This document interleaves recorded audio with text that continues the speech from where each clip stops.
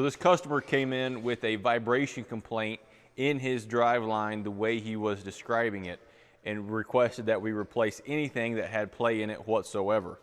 We did crawl underneath it, and this carrier bearing is bad. I will show you a clip of it before we removed it.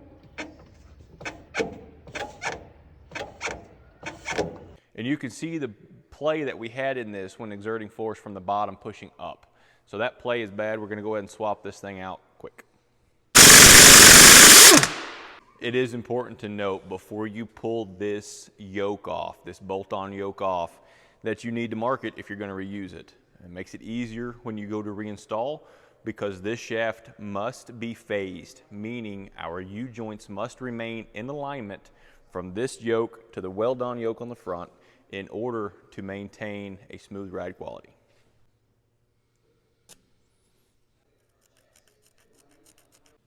Oh, money.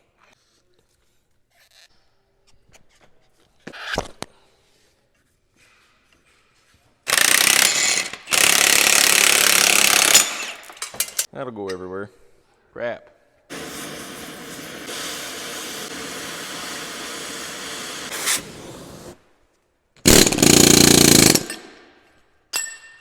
So I did have to resort to the torch to go ahead and smoke this thing off here. The last time we did this, a lot of guys were talking about cutoff wheels and air chisels to split that bearing, which would work great, especially if you're in a service truck or you didn't have access to torches. But if you're very careful, you can do it and not nick the shaft underneath it, which is just simply what I prefer.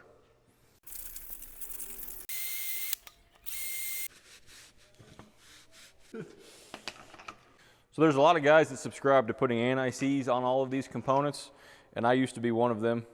And you've seen how easy that yoke was to come off, but it wasn't anti-seize, it was a bunch of grease. But there is literature that states do not anti-seize these per the manufacturer. So we'll put it together dry. That's always good for a bunch of comments.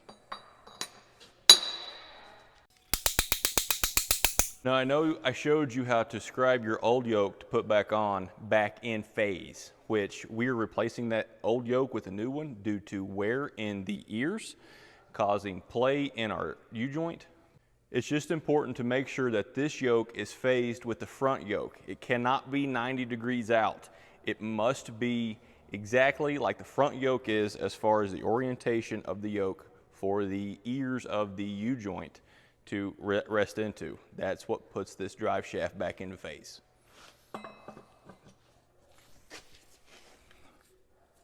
Oh man, right the first time. Because I think that's off a tooth. Yeah, that's off a tooth.